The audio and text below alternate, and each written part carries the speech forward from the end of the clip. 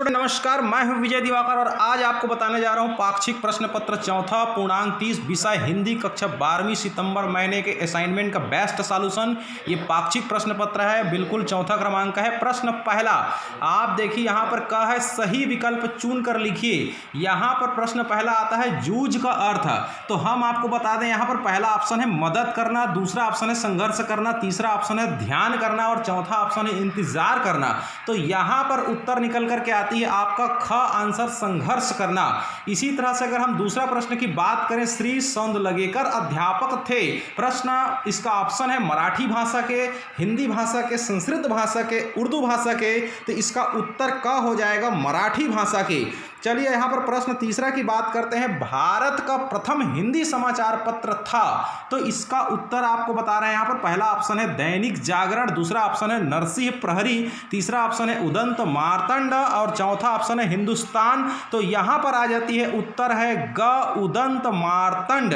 इसी तरह से चौथा है लुगाई शब्द का अर्थ क्या है। पहला ऑप्शन है स्त्री, दूसरा है पुरुष, तीसरा है लड़का, चौथा है चोट लगना। तो यहाँ पर उत्तर आ जाती है क स्त्री। प्रश्न पहला का ख, खाली स्थान भरिए। यहाँ पर है जूझ कहानी का कथानायक खाली स्थान है, तो आपको खाली स्थान भरना है। यहाँ पर आनंदा है। तो यहाँ पर दूसरा आ जाती है मंत्री मास्टर खाली स्थान विषय पढ़ाते थे, तो इसका ऑप्शन हो जाएगा गणित विषय पढ़ाते थे। तीसरा हो जाएगा यहाँ पर जूझ कहानी के कथानायक की पढ़ाई खाली स्थान कक्षा से छुड़ा दी गई थी, तो इसका आंसर हो जाएगा चौथी कक्षा से छुड़ा दी गई थी। चौथा है आनंदा के पिता का नाम रत्नाप्पा था। प्रश्न दूसरा, समाचार क्या है, ऐसी ताजी घटना, विचार या समस्याओं की रिपोर्ट जिसमें अधिक से अधिक लोगों की रुचि हो और जिसका अधिक से अधिक लोगों पर प्रभाव पड़ रहा हो, जो देश समाज के भलाई सुरक्षा से ओतप्रोत हो, समाचार कहलाता है। समाचार वह है जो पाठक को प्रेरित और उत्तेजित कर दे। समाचार में नवीनता, निकटता, प्रभाव, जनरुचि, संघर्ष, उपयोगी जानकारियां, अनोखा पद, नीतिगत ढांचा का समावेश रहती है। चलिए यहाँ पर प्रश्न तीसरा की बात करते हैं। यहाँ पर दादा लेखक को खेती के काम में क्यों लगाए रखना चाहता था। उत्तर है लेखक के पिता दादा स्वयं के यासी की चाहत में खेती का काम करना पसंद नहीं करते थे, इसलिए उसने अपनी जिम्मेदारी लेखक आनंदा के ऊपर डालते ही उससे खेती का काम करवाते और उसे पाठशाला जाने से मना कर दिए थे। उन्हें शिक्षा का महत्व मालूम नहीं था। खेती बाड़ी और मवेशी चराने से घर खर्च चलता है, अतः वह आनंदा पर इन्हीं कामों को करने का दबाव डालते थे। उसके पिता के लिए खेती ही सब कुछ था, शिक्षा को निरर्थक मानते थे।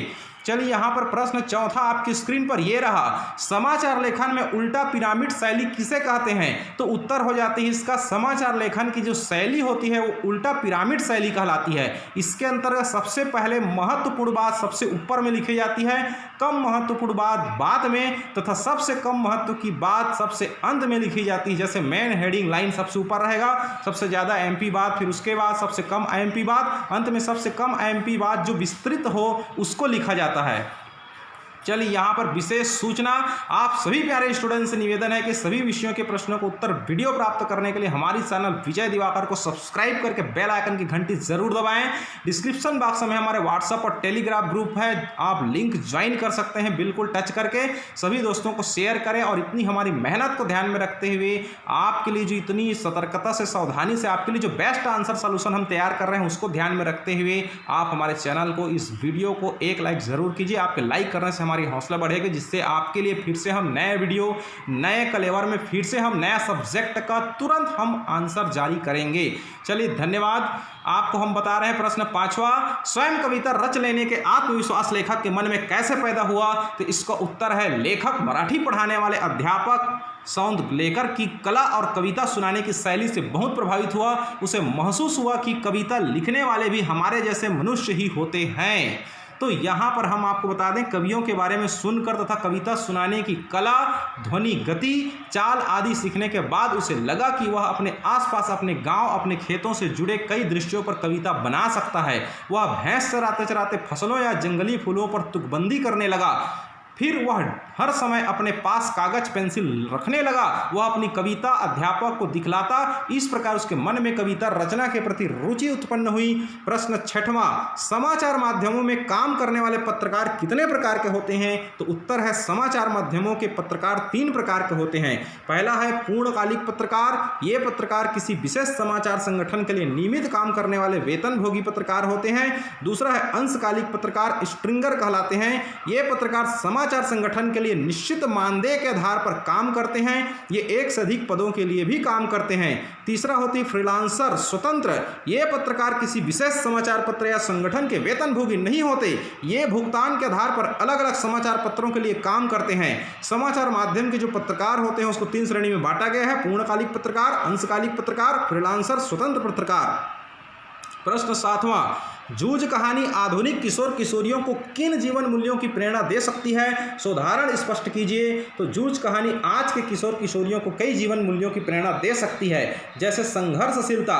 किसी भी कार्य में सफलता पाने के लिए संघर्षशीलता बहुत आवश्यक है। आजकल के किशोर किशोरियां शॉर्टकट रास्ते पर चलकर अपना सफलता पाना चाहते हैं ताकि उन्हें कम से कम परिश्रम और संघर्ष करना पड़े, जबकि जूझ कहानी के नायक को जगह जगह संघर्ष करना पड़ा। इसी प्रकार लगनशीलता दूसरा पॉइंट आती है। परिश्रम के अलावा किसी काम में सफलता पाने के लिए लगन भी होना आवश्यक है। आनंदा 1.5 साल के बाद विद्यालय जाता है। अपनी लगन के कक्षा के होशियार बच्चों में गिना जाने लगता है। आधुनिक किशोर किशोरियों को लगनशील बनना चाहिए। तीसरा है दूरदर्शिता। जूझ कहानी का नायक आनंदा दूरदर्शी है। वह अपनी दूरदर्शिता के बल पर अपने पिता को राव साहब के पास भेजने में सफल हो जाता है और अपने पिता के क्रोध से बचते हुए अपनी पढ़ाई के लिए राजी कर लेता है।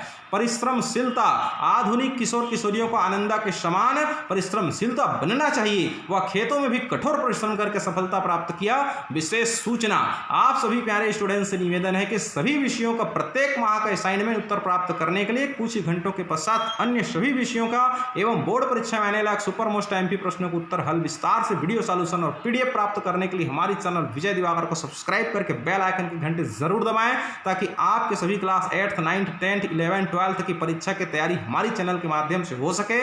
Subscribe and like and share our channel Vijay Diwakar video. Description box में व्हाट्सएप ग्रुप है, टेलीग्राम ग्रुप है, आप ज्वाइन करें। आपका सहयोगी विजय दिवाकर। प्रश्न 8वां, जूझ कहानी के कथानायक के स्वभाव की विशेषता लिखिए। तो यहां पर उत्तर है पढ़ने का इच्छुक। पिता द्वारा पढ़ाई रुकवा देने के बावजूद वह पढ़ने के लिए ललायित था, अतः उसे अपने मन की बात मां से कही और पिता पर दबाव डालने के लिए दत्ताजी राव के पास गया। दूसरा होती है परिश्रमी। आनंदा बेहतर परिश्रमी था। वह रोज खेतों में पानी देने जाता था, फिर पशु चराता, फिर विद्यालय जाता, सारा दिन काम में व्यस्त रहता। तीसरा है लगनशील। पढ़ने की उसमें अति लगन थी, तभी वह कुछ महीने पाठशाला जाकर भी गणित और मराठी भाषा में होशियार बच्चों की श्रेणी में गिना जाने लगा। चौथा है रचनाकार। वह ईश्वर प्रदत्त कवि हृदय का था, तभी छोटी उम्र में ही मास्टर से लेकर के थोड़े मार्गदर्शन में ही वह कविताएं लिखने और गाने लगा। हम आपको बता दें यहाँ पर 5वां बिंदु है आज्ञा पालक। वह पिताजी की आज्ञा का पूर्णतः पालन करता था। पिता ने उसे खेलों के काम और पशु चराने की शर्त पर ही पाठशाला भेजना स्वीकार किया था, अतः वह अपने पिता की आज्ञा का शब्दशः पालन करने के बाद ही पाठशाला जाता था। चलिए यहाँ पर 6वां बिंदु सहनशील की बात करें तो उसमें सहने की क्षमता असीम था। घर में पिता की डांट फटकार, पाठशाला में शरारती बच्चों की प्रताड़ना व मजाक को निर्विरोध सह लेता था। 7वां है दूरदर्शी।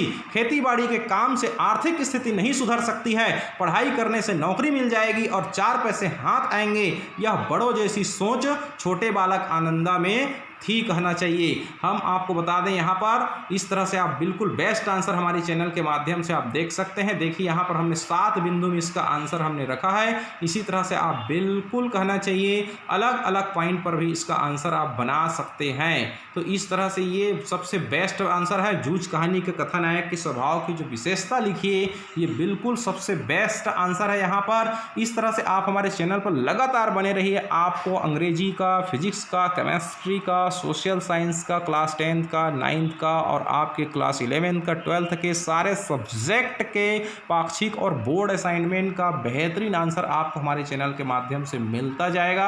इसके लिए आप बिल्कुल अगर पहली बार देख रहे हैं हमारे चैनल को तो बिल्कुल सब्सक्राइब करके बेल आइकन घंटी जरूर दबा दीजिए और बिल्कुल हमारी मेहनत को ध्यान में रखते हुए आप कुछ पल के लिए हमें गुरु मानते हैं तो बिल्कुल हमारे चैनल को आप एक लाइक कर दीजिए और अपने कम से कम 5 मित्रों को जरूर फॉरवर्ड करें ताकि कोरोना संकट में सबकी कहना चाहिए मदद हो सके और सबकी सहायता करने से पुण्य मिलती है और खुशियाँ मन में आती है। इसलिए इस चैनल को बिल्कुल अधिक से अधिक लोगों को आप कहना चाहिए शेयर करें, फॉरवर्ड करें ताकि आप बिल्कुल अच्छे से इसका असाइनमेंट जो है सभी स्टूडेंट बना सके और हमारे छत्तीसगढ़ का सर्वांगीण विकास हो सके और सभी स्टूडेंट का नंबर बेहतरीन मिल सके, सब लोग जो है अच्छे से बोर्ड क्लास में अपना कहना चाहिए मार्किंग हासिल कर सके, क्योंकि ये सारी असाइनमेंट का नंबर आपको धीरे धीरे परीक्षा की तैयारी करवाता जाएगा। साथ ही हमारी चैनल के माध्यम से आपको बोर्ड परीक्षा में आने लायक एक से बढ़कर एक सुपर मोस्ट एमपी क्वेश्चन का भी वीडियो सॉल्यूशन आपको हमारी चैनल के माध्यम से हमेशा मिलेगा। इंपॉर्टेंट क्वेश्चन का लिस्ट जारी हो रहा है, कुछ ही दिनों के पश्चात आपको सुपर मोस्ट एमपी क्वेश्चन भी हम देंगे और अन्य विषय का पाक्षिक असाइनमेंट का भी आंसर देंगे।